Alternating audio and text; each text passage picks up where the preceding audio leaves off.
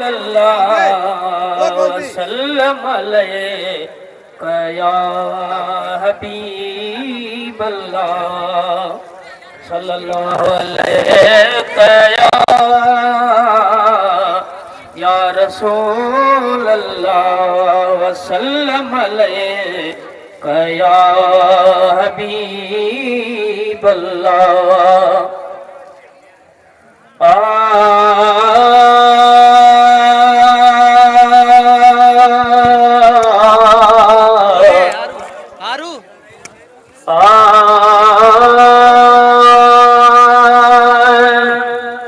लिखल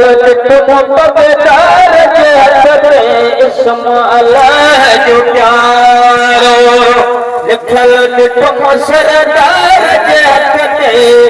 इस्म अल्लाह जो प्यारो सुभान अल्लाह सुभान अल्लाह सरकत में पर मुझे जो पगारो पगदार के हक़ इस्म अल्लाह जो प्यारो लिखल लिखम सरदार के हक़ इस्म अल्लाह जो प्यारो सुभान अल्लाह सुभान अल्लाह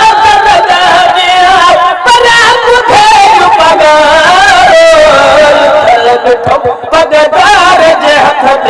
इस्म अल्लाह जो प्यारो सैयद जो सहारो लिखल तुम पगदार के हक़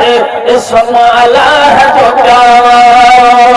लिखल तुम दरदाज थले इस्म अल्लाह जो प्यारो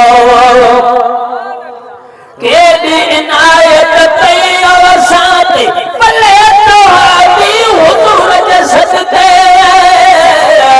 केडी इनायत तैयार साथी भले तो हादी हुजूर जे सदके राम साजो वारो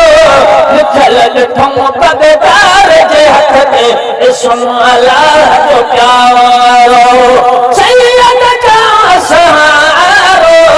लिखल तुम पगदार के हक़ इस्म अल्लाह जो प्यारो शान पाला मान पाला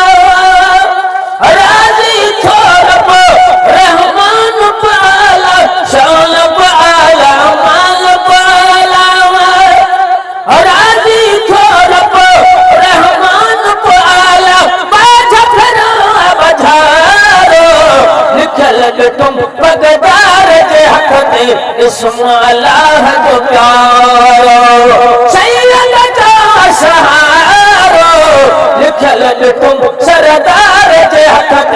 इस्म अल्लाह जो प्यारो लिखल तुम दरदाज तले इस्म अल्लाह जो प्यारो आल नबी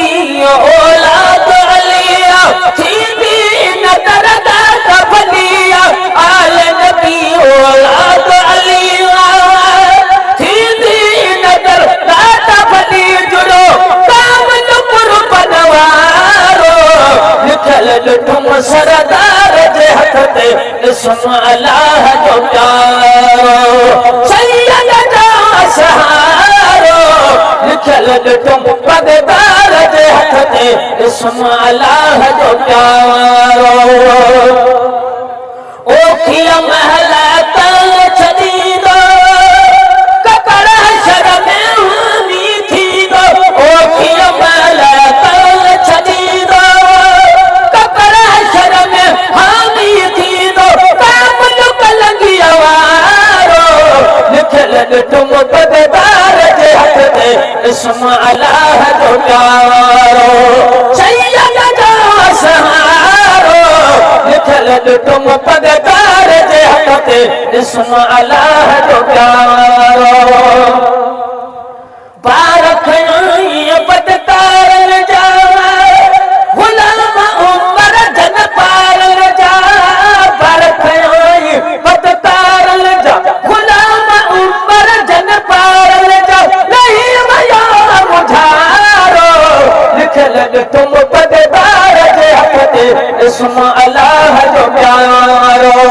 सैयद जा सहारो लिखियल तुम पददार जे हक़ ते इस्म अल्लाह जो प्यारो